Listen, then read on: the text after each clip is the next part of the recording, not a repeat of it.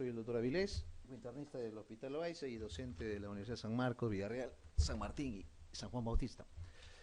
Bien, vamos a hablar sobre fisiología renal. Siempre cuando yo trato de enfocar estos tópicos, trato de hacer una sinopsis de lo que vamos a ir larvando a través de toda la clase. Con respecto a la parte renal, debemos conocer cosas muy puntuales respecto al punto de la fisiología renal. No demos la función banal de que el riñón tiene solamente una función de excreción urinaria, de la formación de la diuresis, de la concentración de la orina. El riñón, en realidad, algunos lo catalogan como el pívot de la medicina, haciendo un parangón con respecto al básquet, ¿no? Sabiendo que el pívot es el que gira todo el equipo de básquetbol. En medio interno o homeostasis, como lo dijo Bernard, el riñón cumple una función importantísima, no solamente a nivel de, como le digo, de diuresis, de excreción urinaria, sino de la parte de la homeostasis de los electrolitos, del sodio, del cloro, del magnesio, del fósforo, del calcio. Tiene una función hormonal, ¿no? Una función hormonal importante relacionada pues a la eritropoyetina, al sistema renina-angiotensina-aldosterona, al factor auriculina, que es el factor natriurético atrial, el mismo ADH, prostaglandinas, una serie de hormonas que vamos a ir larvando, la vitamina D, con todos sus metabolismos, tanto de la hidroxilación a nivel hepático y renal, que es importante, que explica mucho de las anomalías de las insuficiencias renales.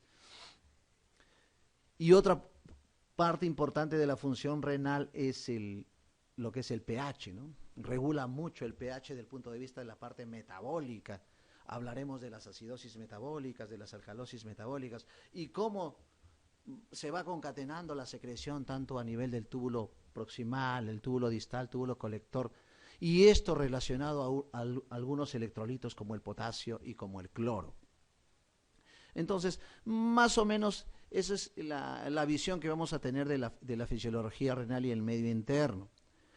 Y voy a tratar de extrapolar la fisiología a la parte de la utilidad clínica, ¿no? O sea, como van a ver en toda la clase, vamos a tratar de que por qué es importante el sistema renina-angiotensina-aldosterona para la explicación de la hipertensión arterial primaria. ¿Por qué es importante que enfermedades renovasculares producen hipertensión secundaria? ¿Por qué es importante que la anemia en insuficiencia renal crónica es por déficit de eritropoyetina y otros factores? ¿Por qué es importante que la osteomalacia o la osteodistrofia renal tiene que ver con la segunda hidroxilación a nivel renal, o sea, el calcitriol? O sea, vamos a darle la utilidad clínica a la fisiología que siempre para nosotros ha sido muy dinámica, pero que en pregrado siempre nos han enseñado una fisiología renal atiborrada, teórica, muchos datos, mucha información, pero nunca viendo la visión hacia más adelante, que es la visión clínica, que es lo que en realidad se debe utilizar la fisiología. Bien, vamos a entrar ya de lleno. De hecho que uno para conocer todo el funcionamiento tenemos que ir a los orígenes, ¿no? Y los orígenes son desde la parte histopatológica, anatómica del riñón, y parte importante anatómica funcional del riñón es esto, pues el glomérulo, ¿no? Y sus estructuras, ¿no? Como vemos, vamos a hacer un review rápido, esto es el objetivo. Tenemos aquí una arteriola aferente, una arteriola eferente, ¿no? La aferente es importante para regular, por ejemplo, las partes presoras, ¿no? Un ejemplo, cuando el paciente tiene algún tipo de contexto de aumento de la presión arterial, esta arteriola eferente tiene una función importante de autorregulación. Y en una arteriola eferente tiene que ver, por ejemplo, en pacientes que tienen hipovolemia, ¿no? Aquel paciente, por ejemplo, que tiene un cuadro de una hemorragia digestiva alta por una enfermedad ulceropéptica, comienza a hacer un cuadro de hipovolemia, lleva shock, ese shock se traduce en hipotensión, hipoperfusión, tiene que ver con el gasto cardíaco, y este gasto cardíaco tiene que ver con la perfusión renal, el flujo plasmático renal, y eso activa una serie de presores o sustancias también a nivel de la arteriola eferente y aferente. Esto también tiene que ver con los cuadros, por qué las enfermedades inmunológicas como las vasculitis afectan estos pequeños vasos a este nivel, ¿no? Las vasculitis dan unos trastornos que se llaman glomerulonefritis vasculítica, y hay, cuando llegue el momento que hablaremos de nefrología, hablaremos un poco de las enfermedades que implican esto a nivel vascular, ¿no? Lupus, poliartritis microscópica, Churestral, una serie de patologías que también explican estas alteraciones de los fenómenos. La mácula densa, importante estructura, ¿no? Importante estructura también vasopresora, que regula tanto la vasoconstricción o vasodilatación con liberación de algunas sustancias, tanto prostaglandinas, bradiquininas, que permiten ese funcionamiento.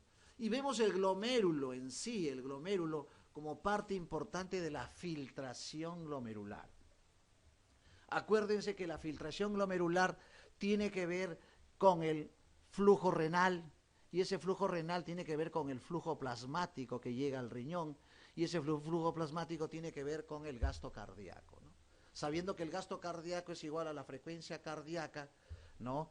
Y esto tiene que ver con el volumen de más o menos 5 a 6 litros por minuto.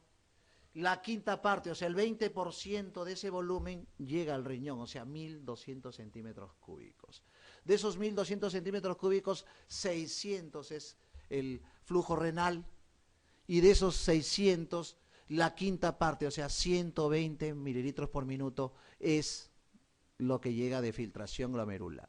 Extrapolando en 24 horas son 180 litros por día que tiene esta función de filtración. Sabiendo que el grueso de filtración, de reabsorción de estructuras o de solutos es a nivel del túbulo proximal. El túbulo proximal cumple más o menos el 80%. Casi todos los iones se reabsorben a nivel proximal. El único ion, aparte del sodio y el cloro por el fenómeno de contracorriente, que se absorbe a nivel de asa de Engle es el magnesio. Nos preguntan siempre y caen siempre, ¿no? El magnesio no se reabsorbe a nivel proximal, se reabsorbe a nivel de asa de Henle, tanto descendente como ascendente. Sabiendo que el túbulo distal tiene que ver con la secreción de iones potasio, iones cloro, iones sodio, y es importante conocer también el tubo colector o colector común de Bellini, que tiene que ver también ya con una regulación de una hormona, la aldosterona, que es la que actúa a nivel del túbulo colector de Bellini. Acá hay un esquema mucho más didáctico, ¿no? Donde se ve el ovillo capilar y el glomérulo, y por todo lo explicado de tanto del túbulo proximal, el asa descendente de Henle, ascendente, el túbulo distal y el tubo colector de Bellini, donde se intercambian tanto iones sodio, potasio, cloro, de acuerdo a reguladores. Me olvidaba decirles que también el ADH actúa a nivel del túbulo conterneado de Bellini o distal. Acá tenemos un mecanismo 60-70% en realidad, pero es 80% el total, ¿no? Y acá algunos porcentajes, es variable, van a tener información variable, hasta 80% de la reabsorción. Incluso acá se ven los porcentajes de reabsorción a medida que va avanzando el soluto, en este caso agua y sus electrolitos por distintos compartimientos. Esto es importante conocer porque cuando nosotros vamos a dar terapia diurética, tenemos que saber qué diuréticos actúan a nivel proximal, asa descendente, distal y colector. Y ejemplo rápido, ¿no? La azatezolamida, que es un diurético proximal, inhibe anhidrosa carbónica y actúa a nivel del túbulo proximal, ¿no? La acetazolamida, un medicamento que se usa, por ejemplo, para soroche, se usa para glaucoma, ese es su funcionamiento a nivel proximal. A nivel de asa de Henle, muy conocidos los diuréticos de asa, ¿no? Tienen ahí la furosemida, la torazamida como medicamentos representativos. Y a nivel de túbulo distal, tienen ahí las tiacidas, la hidroclorotiacida como representativo. Es importante también porque acá inhiben el calcio. Y a nivel de tubo colector de Bellini está pues los antialdosterónicos, y ahí tenemos el tramtireno, el amiloride, y el representativo es la espirolactona, ¿no? Entonces ahí tienen.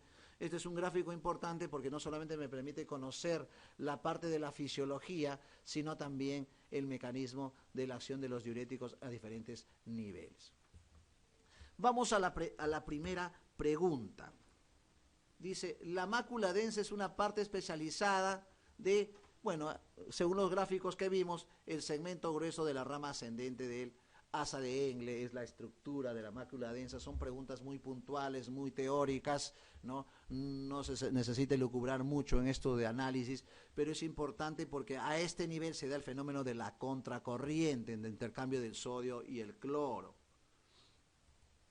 Acá hay una estructura, una microestructura muy esquemática sacada del Netter, un libro muy bueno desde el punto de vista fisiopatológico, y acá vemos pues tanto las estructuras de corteza como médula, y aquí vemos que el túbulo colector, el túbulo distal está más en la parte de zonas más distales, y miren la asa de Henle más a nivel medular, y la corteza proximal y distal, del componente, Acá tenemos la estructura del riñón desde el punto de vista anatómico. Acuérdense que es un órgano retroperitoneal. El riñón derecho es más tosado que el riñón izquierdo por un mecanismo anatómico que se llama la fascia de Toll, Y es por eso que las infecciones perirrenales, como los abscesos perirrenales, abscesos perinéfricos, se dan más en el riñón derecho por esa tosis que tiene desde el punto de vista anatómico.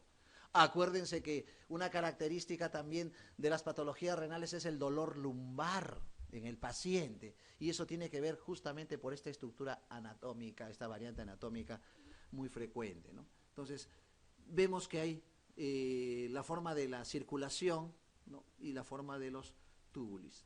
Vamos a la segunda pregunta. Los vasos rectos verdaderos se originan a partir de las arterias arcuatas, Todas esas estructuras son componentes también de la parte renal, y las arterias arcuatas derivan de los vasos rectos, importantes para la circulación, tanto arterial y venosa del riñón. Acá más o menos la estructura más esquemática de lo que les dije oralmente con respecto al gasto cardíaco. Este gasto cardíaco es importante, Por eso se explica que en una insuficiencia cardíaca severa, con una disminución del gasto cardíaco menos del 40%, que puede haber oliguria. Acuérdense que la oliguria es una manifestación importante, signológica y sintomatológica del paciente renal. Cuando tenemos un paciente con oliguria, decimos que hay una disfunción renal, es lógico pensar en ello. Pero esto tiene que ver con muchas patologías que explican por qué esa oliguria se puede hacer incluso anuria. Y esto tiene que ver con el gasto cardíaco. Por eso las patologías cardíacas, como la insuficiencia cardíaca, como la miocardiopatía dilatada, como la miocardiopatía hipertrófica, la endocarditis, la pericarditis, pueden alterar el gasto cardíaco, y esto puede producir disminución del flujo plasmático renal, disminución del flujo renal y filtrado glomerular, y traducir clínicamente como oliguria, sin ser una alteración per se renal. O sea, indirectamente se está repercutiendo a nivel de la función renal. Otros factores que también pueden coadyuvar a disminución del gasto cardíaco son los cuadros de hipovolemias, los shocks sépticos, la sepsis de otros orígenes, por hipotensión, por vasodilatación, también alteran el flujo plasmático renal, y una manifestación también es la oliguria. Y acá vemos pues que el flujo sanguíneo renal es el 20% del gasto cardíaco, que es más o menos en promedio 1.200 centímetros cúbicos, y esto va a variar de acuerdo al contexto patológico que tenga el paciente, de acuerdo al estado de hidratación que tenga el paciente, de acuerdo a la presión arterial que tenga el paciente. Y aquí tiene que ver el flujo plasmático renal efectivo, el 60% del flujo plasmático renal, y esto es medido por una sustancia que es el panaminohipurato. El panaminohipurato es una sustancia que se le pone al paciente para ver estos tipos de funcionamientos. Otro es la tasa de filtración glomerular, que les dije más o menos es el 120 centímetros cúbicos por minuto, y es medido por la inulina, que también es una sustancia, una prueba que se le pone al paciente para ver estos factores. Las dos pruebas, el panaminohipurato y la inulina, son pruebas muy fidedignas para valorar función renal, pero por lo tedioso que es realizar estas pruebas, se optan de extrema decisión, ¿no? Pero generalmente nosotros valoramos más función a base de creatinina, pero la creatinina, por tener factores como dietéticos, una dieta hiperproteica que puede alterar la creatinina, una persona que esté con nutrición parenteral o con ingesta de aminoácidos, un paciente que tenga problemas prerrenales también puede alterar la creatinina, la masa muscular también puede falsear valores de creatinina. Es por ello que la creatinina no es la prueba de elección al 100% para valorar función renal. Las dos pruebas al 100% serían el paminipurato y la inulina. Hay preguntas con respecto a eso también. La fracción de filtración, tasa de filtración glomerular entre el factor flujo plasmático renal efectivo. En relación con el flujo sanguíneo renal, señala la respuesta falsa. ¿Representa entre el 20 y 25%? Sí. ¿Se mantiene constante? Estas son las presiones idóneas. El 90% de la sangre que llega al riñón pasa por los glomérulos. El 90%. ¿La distribución del flujo sanguíneo en el riñón es homogénea? No, no es homogénea. Es de acuerdo a la distribución de flujo, de acuerdo al tipo de estructura, si es asa descendente, ascendente, etc. Los vasos rectos forman el circuito de la baja presión, verdadero, ¿no? Entonces, la falsa es la D, no es homogénea la circulación renal. El cociente urea-creatinina plasmática está aumentado en todos los siguientes. Miren, ya estamos entrando en el contexto de que no siempre una elevación de la urea y la creatinina nos da una disfunción renal. O sea, si una hemorragia digestiva que no tiene nada que ver con la parte renal per se, nos puede elevar la urea sin tener el paciente patología renal. Un paciente que tenga rhabdomiolisis, ¿qué es la rhabdomiolisis? Es una alteración de la creatinfosfoquinasa por una alteración de la mioglobina, por una serie de factores como traumas, quemaduras, shocks eléctricos, agresiones físicas, fármacos que pueden alterar todo este componente muscular, también producen en el contexto alteraciones de la urea y la creatinina. Y otros factores también pueden elevar la urea y la creatinina, acordándonos que la relación urea-creatinina es una relación constante y la proporción es 20 por creatinina. O sea, la urea es igual a 20 por creatinina. De ahí debemos partir. Esta relación nos va a permitir, una relación fisiológica, nos va a permitir discernir cuando nosotros enfrentemos a un paciente que ya tenga una disfunción renal, como el término se llama azoemia. ¿Qué es la azoemia? Es la elevación justamente de la urea y la creatinina. Esa es la definición de la azoemia, es la retención nitrogenada tanto de urea y de creatinina del punto de vista laboratorial. Pero eso lo tenemos que traducir del punto de vista clínico, que es lo más relevante. O sea, esa azoemia, ¿cómo se traduce clínicamente? Sabiendo que ya se altera la homeostasis renal. Una manifestación será oliguria, claro, doctor, la oliguria es una alteración, nos dice que hay una disfunción renal. Pero la azoemia también se traduce por síntomas sistémicos en el paciente o en la persona, como náuseas, vómitos, calambres, parestesias, cefalea, mareos, tinnitus, piernas temblorosas, flapping, una serie de fenómenos clínicos que en su debido momento lo vamos a tener. Pero yo pienso que desde ahora que estamos haciendo la fisiología extrapolada a la clínica, se va a hacer mucho más llevadero y entendible estos fenómenos y podemos responder con mucho más asidero estas preguntas.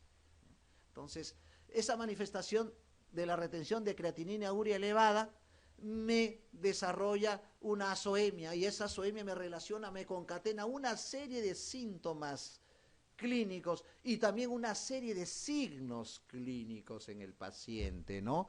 Como fascia terrosa, anemia, osteodistrofia renal, pulmón urémico, pleuritis urémica, piel en escarcha, urocromos en la piel, una serie de manifestaciones también signológicas, que es lo característico del paciente renal. Y donde lo que representa más relevantemente es el edema. El edema me dice que ya hay una gran disfunción renal. Más o menos para que haya edema tiene que haber una pérdida de la función renal del 75%. Creo que hay una pregunta entre las 30 o 35 preguntas por delante, hay una pregunta en la cual, ¿cuándo se hacen manifestaciones clínicas renales? 75%. Y miren, hasta que llega al 75% de la pérdida de la función renal o de la nefrona, el paciente puede estar asintomático. Por eso que las enfermedades renales son silentes o pausias sintomáticas. Lamentablemente recién se detectan cuando el paciente tiene un cuadro ya muy avanzado. Es por ello que si nosotros entendemos la fisiología renal, la función renal, y vemos alteraciones precoces muy sutiles que a veces uno no podría pensar que tiene el paciente problema renal, como por ejemplo la hiporexia, que es un síntoma muy precoz renal, que puede ser incluso prodrómico meses anteriores. El paciente, ¿quién va a pensar por una hiporexia plantear una patología renal de inicio, ¿no? Recién nosotros planteamos patologías renales cuando ya hay edemas, cuando ya hay oliguria, cuando el cuadro es evidente, o cuando le hago un screening por un chequeo médico que actualmente es muy común anualmente, encuentro la creatinina o la urea elevada. Pero no siempre, como les digo, esa creatinina y urea elevada me dice que hay disfunción renal. Hay muchas patologías secundarias que pueden conllevar a elevación de la urea y la creatinina. Acordándonos también de la clase de bioquímica, que la urea forma un ciclo que se llama el ciclo de Krebs-Genzelay. El ciclo de Krebs-Genzelay es justamente el ciclo de la urea, que se produce a nivel hepático y a nivel renal. O sea, tiene dos compartimientos, a nivel hepático y renal. Es por ello que en una hepatopatía, en una disfunción del hepatocito, también se eleva la urea. Y acuérdense que también se eleva el amonio o el amoníaco, que es la génesis también de la encefalopatía hepática. Entonces, en una hepatopatía puede encontrar elevación de la urea. En una deshidratación también puedo encontrar elevación de la urea, incluso de la creatinina. Acuérdense que la deshidratación puede ser por múltiples causas, desde una simple diarrea profusa, una gastroenterocolitis por una shigella toxigénica, hasta un cuadro severo de diarrea por cólera, una diarrea colérica, que hemos tenido oportunidad de vivirla en la década del 90, diarreas coléricas profusas, sin moco, sin sangre, con lavado de arroz, sin fiebre, el paciente hacía shock, y la pregunta era, ¿por qué se morían? Por insuficiencia renal. Esas deshidrataciones severas, un ejemplo, la diarrea, conlleva este cuadro incluso letal en el paciente. Deshidrataciones severas, un gran quemado. Ahora que está de moda mucho los siniestros, los incendios, mucha gente sufre este fenómeno de grandes quemaduras. El paciente gran quemado también tiene una deshidratación interna. No solamente pierde líquidos, sino proteínas. Y acuérdense que el flujo plasmático renal tiene que ver con la presión oncótica. Y la presión oncótica tiene que ver con la albúmina y las proteínas. Es por eso que estos pacientes también pueden elevar urea creatinina. Entonces, más o menos creo que están captando la idea de los que yo les quiero transmitir. No quiero darles una clase de fisiología clásica, sino una clase de fisiología aplicada a la parte clínica para que ustedes lo puedan entender mejor. Entonces, deshidratación no solamente es diarreas, no solamente es quemaduras, sino también puede ser un cuadro de hipovolemia, pérdidas sanguíneas. Pero hay pacientes que se deshidratan y no hay pérdidas, no vomita, no tiene diarreas. Problemas renales como las diabetes insípidas que también pueden producir un cuadro de deshidratación. Pero también hay deshidrataciones internas que se llaman tercer espacio. ¿Dónde se puede alojar el líquido? Peritoneo. El peritoneo es una membrana muy permeable y en el peritoneo puede trasudarse secreciones intestinales, pancreáticas, gástricas, colónicas, y eso formar un fenómeno que se llama secuestro. ¿Pero dónde? ¿Por qué está hipotenso? ¿Por qué está deshidratado? ¿Por qué se está elevando la urea y la creatinina? Ahí está, justamente el tercer espacio. Un ejemplo de esto, una peritonitis, una obstrucción mecánica que puede conllevar a ello. La insuficiencia cardíaca es una patología que lo van a ver en diferentes tópicos, y la insuficiencia cardíaca lo debemos conocer al revés y derecho, ¿no? La insuficiencia cardíaca que la tenemos es derecha, izquierda, gasto cardíaco bajo, gasto cardíaco alto, múltiples causas, siendo las dos causas principales en el mundo cardiopatía coronaria y cardiopatía hipertensiva como causas importantes, ¿no? La izquierda, característica con disnea, ortopnia, crépitos, galope, y la derecha, ingurgitación yugular, reflujo hepatoyugular, edemas, ascitis, hepatomegalia, ictericia, una serie de fenómenos que ustedes lo van a ver muy concienzudamente en el tópico de cardiología. La hemorragia digestiva también es un tópico gastroenterológico muy frecuente en mi hospital, alta incidencia, todos los días tenemos un HDA, y la causa principal en el mundo no ha cambiado, sigue siendo enfermedad úlcero-péptica, ¿no? Y las hemorragias digestivas pueden ser leves, moderadas, severas, y esas severas pueden elevar urea y creatinina, pueden hacer hipotensión, hipovolemia, hipoperfusión, incluso después fenómenos renales. Las situaciones hipercatabólicas, una situación hipercatabólica, una sepsis severa, es una situación hipercatabólica. Un paciente que está en pancreatitis, que no come, esa es una situación hipercatabólica en el paciente. Un paciente hipertiroideo, esa endocrinopatía muy frecuente con Graves básido, que le crece el bocio, el ojo le salta, es oftalmos, que le tiembla la mano, ese es un fenómeno hipercatabólico también. Entonces, todas estas situaciones producen cociente urea-creatinina plasmático, excepto en realidad la rhabdomiolisis no es de elección cuando hay una disociación urea-creatinina. La disociación urea-creatinina con la relación que hemos lanzado de 20:1 se debe mantener siempre en homeostasis. Esa homeostasis que Bernard, Harvey, que son los que estudiaron mucho la fisiología del medio interno en décadas pasadas, en siglos pasados, han ido tratando de explicar y mantener esa homeostasis del 20:1. Y para más o menos fijar mejor esta pregunta, cuando tengo la urea más elevada que la creatinina, ya entramos en un fenómeno que se llama la azoemia prerrenal. Las azoemias prerrenales son, del punto de vista laboratorial, la disociación de la urea más que la creatinina. Este es un fenómeno que ustedes deben entenderlo bien cuando van ya a enfocar fenómenos patológicos. Cuando esta azoemia prerrenal se va perpetuando, ¿qué quiere decir perpetuando?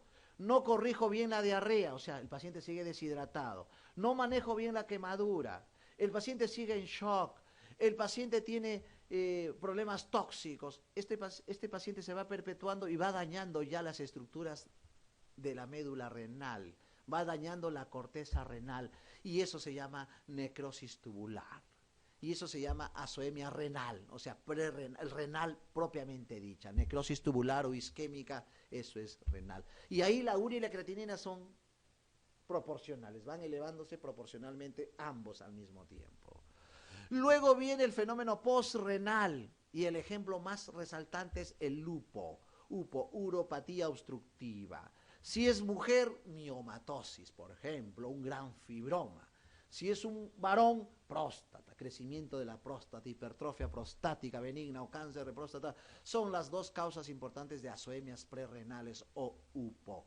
Y ahí la creatinina se eleva más que la urea, la creatinina se eleva más que la urea, ¿no? Entonces son fenómenos que ustedes, si lo entienden ahora, si hay la oportunidad de dictar en la parte de nefrología, les voy a hacer recordar que les dije, ¿se acuerdan? En fisiología renal se va a hacer un poco más entendible este fenómeno. Entonces, rhabdomiolisis, la rhabdomiolisis tiene múltiples génesis, desde una agresión física que está de moda actualmente, tanto hombre a mujer y mujer a hombre, ¿no? Desde traumatismos, accidentes, quemaduras, que también producen rhabdomiolisis, electrocutaciones, los fenómenos de los huaicos, síndrome de crash o aplastamiento que hay en fenómenos de enero a marzo, sobre todo en las carreteras central, muy frecuente la rhabdomiolisis. Fármacos, un ejemplo de fármacos, he tenido la oportunidad de ver un caso de fármacos con rhabdomiolisis, estatinas, las estatinas producen rhabdomiolisis. Y también no nos olvidemos de los venenos, y nosotros como un país muy geográfico tenemos enfermedades tropicales, tenemos ofidismo, que es mordedura de víbora, el mismo veneno de la víbora produce destrucción muscular en la zona de la mordedura, rhabdomiolisis. Ahora tengo un caso de loxesolismo, picadura de araña, Laxoceles laeta, también destrucción muscular, rhabdomiolisis. Como ven, una serie de génesis para explicar la rhabdomiolisis que en sencillo, ¿qué es? El músculo libera una sustancia que se llama la mioglobina. Esa mioglobina se deposita a nivel no del glomérulo, sino de los túbulis. Y eso produce un fenómeno que se llama la ira por taponamiento, y produce mioglobinuria, la orina como sangre, y creatina fosfoquinasa elevada, CPK elevada. Son las características de la rhabdomiolisis. Ahora, algunas veces no hay traumatismo, no hay mordeduras, no hay agresión familiar o violencia familiar en género, no hay huaicos, no hay historia de fármacos. ¿Y por qué ha hecho rhabdomiolisis? Tenemos varios fenómenos de rhabdomiolisis. Las enfermedades tiroideas. Las enfermedades tiroideas también producen rhabdomiolisis, tanto el hipotiroidismo como el hipertiroidismo.